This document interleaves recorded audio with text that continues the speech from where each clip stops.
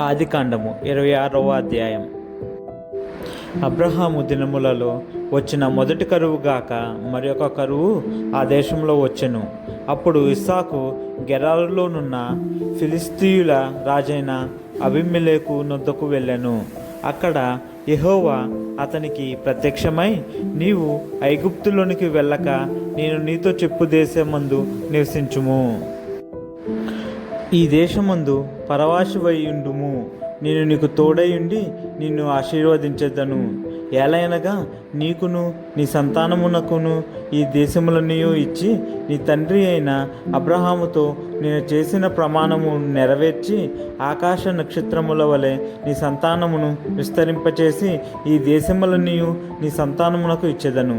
నీ సంతానము వలన సమస్త భూలోకములోని సమస్త జనులు ఆశీర్వదింపబడుదురు. ఏలయనగా అబ్రహాము నా మాట విని నేను విధించిన దాన్ని, నా ఆజ్ఞలను, నా కట్టడలను, నా నియమములను గైకొనని చెప్పెను. ఇస్సాకు గెరారులో నివసించెను. ఆ చోటి మనుష్యుడు అతని భార్యను చూచి ఆమె ఎవరని అడిగినప్పుడు అతడు ఆమె నా సహోదరి అని చెప్పెను. ఎందుకనగా రిబ్కా చక్కనిది గనుక ఆ చోటి మనుష్యుడు ఆమె నిమిత్తము నన్ను చంపుదురేమో అనుకొని తన భార్య అని చెప్పుటకు భయపడెను. అక్కడ అతడు చాలా దినములు ఉండిన తరువాత ఫిలిస్తీయుల రాజైన అబీమెలెకు కిటికీలో నుండి చూచినప్పుడు ఇస్సాకు తన భార్య అయిన రిబ్కాతో సరసమాడుట కనబడెను. అప్పుడు అబీమెలెకు ఇస్సాకును పిలిపించి, ఇదిగో ఆమె నీ భార్యయే, ఆమె నా సహోదరి అని ఎలా చెప్పితవని అడుగగా, ఇస్సాకు ఆమెను బట్టి నేను చనిపోవుదునేమో అనుకుంటునని అతనితో చెప్పెను. అందుకు అబీమెలెకు, నీవు మాకు చేసిన ఈ పని ఏమి? ఈ జనులలో ఎవడైనా ఆమెతో నిర్భయముగా సేవించవచ్చునే. అప్పుడు నీవు మా మీదికి పాతకము తెచ్చిపెట్టు వాడవు గదా అనెను.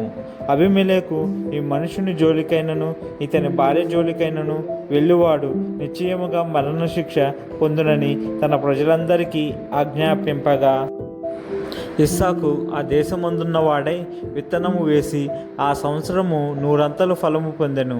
యెహోవా అతనిని ఆశీర్వదించెను గనుక ఆ మనుష్యుడు గొప్పవాడాయెను. అతడు మిక్కిలి గొప్పవాడగు వరకు క్రమక్రమముగా అభివృద్ధి పొందుచు వచ్చెను. అతనికి గొర్రెల ఆస్తియు గొడ్ల ఆస్తియు దాసులు గొప్ప సమూహమును కలిగినందున ఫిలిస్తీయులు అతని యందు అసూయపడిరి.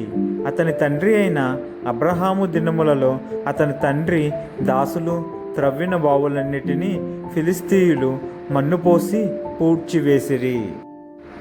అబీమెలెకు, నీవు మాకంటే బహుబలము గలవాడువు గనుక మా యొద్ద నుండి వెళ్ళిపోమ్మని ఇస్సాకుతో చెప్పగా, ఇస్సాకు అక్కడి నుండి వెళ్ళి గెరారు లోయలో గుడారము వేసుకొని అక్కడ నివసించెను. అప్పుడు తన తండ్రి అయిన అబ్రహాము దినములలో త్రవ్విన నీళ్ల బావులు ఇస్సాకు తిరిగి త్రవ్వించెను. ఎలయనగా అబ్రహాము మృతి పొందిన తరువాత ఫిలిస్తీయులు వాటిని పూడ్చివేసిరి. అతడు తన తండ్రి వాటికి పెట్టిన పేర్ల చొప్పున తిరిగి వాటికి పేర్లు పెట్టెను. మరియు ఇస్సాకు దాసులు ఆ లోయలో త్రవ్వగా జలలు గల నీలబావి దొరికెను. అప్పుడు గెరారు కాపరులు ఇస్సాకు కాపరులతో జగడమాడి, ఈ నీరు మాదే అని చెప్పిరి కనుక వారు తనతో కలహించినందున అతడు ఆ బావికి ఏసేకు అను పేరు పెట్టెను. వారు మరి ఒక బావి త్రవ్వినప్పుడు దాని కొరకును జగడమాడిరు కనుక దానికి సిత్నా అను పేరు పెట్టెను. అతడు అక్కడ నుండి వెళ్ళి మరి ఒక బావి త్రవ్వించెను. దాని విషయమై వారు జగడమాడలేదు గనుక అతడు, ఇప్పుడు యెహోవా మనకు ఎడము కలుగజేసి ఉన్నాడు గనుక ఈ దేశమందు అభివృద్ధి పొందుదుమనుకొని దానికి రహేబోతు అను పేరు పెట్టెను. అక్కడ నుండి అతడు బెయేర్షెబాకు వెళ్ళెను. ఆ రాత్రియే యెహోవా అతనికి ప్రత్యక్షమై, నేను నీ తండ్రి అయిన అబ్రహాము దేవుడను, నేను నీకు తోడై ఉన్నాను గనుక భయపడకుము. నా దాసుడైన అబ్రహామును బట్టి నిన్ను ఆశీర్వదించి నీ సంతానమును విస్తరింపచేసేదనని చెప్పెను. అక్కడ అతడొక బలిపీఠము కట్టించి యెహోవా నామమున ప్రార్థన చేసి అక్కడ తన గుడారము వేసెను. అప్పుడు ఇస్సాకు దాసులు అక్కడ బావి త్రవ్విరి. అంతటా అబీమెలెకును అతని స్నేహితుడైన అహూజతును అతని సేనాధిపతి అయిన ఫీకోలును గెరారు నుండి అతని యొద్దకు వచ్చిరి.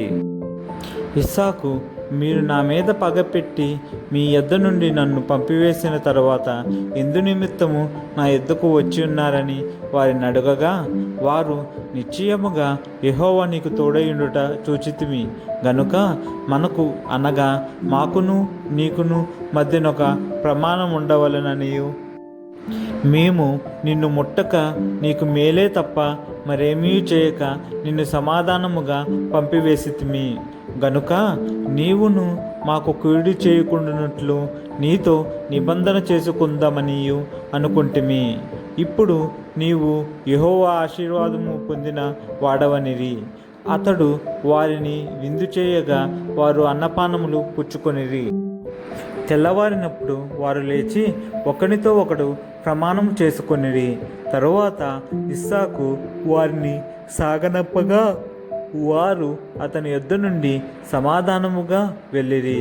ఆ దినమందే ఇస్సాకు దాసులు వచ్చి తాము త్రవ్విన బావిని గూర్చి అతనికి తెలియచేసి, మాకు నీళ్లు కనబడినవని చెప్పిరి గనుక దానికి షేబా అను పేరు పెట్టెను. కాబట్టి నేటి వరకు ఆ ఊరి పేరు బెయేర్షెబా.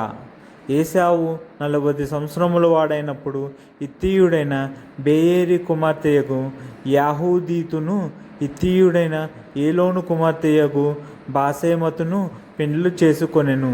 వీరు ఇస్సాకునకును రిబ్కాకును మనోవేదన కలుగజేసిరి.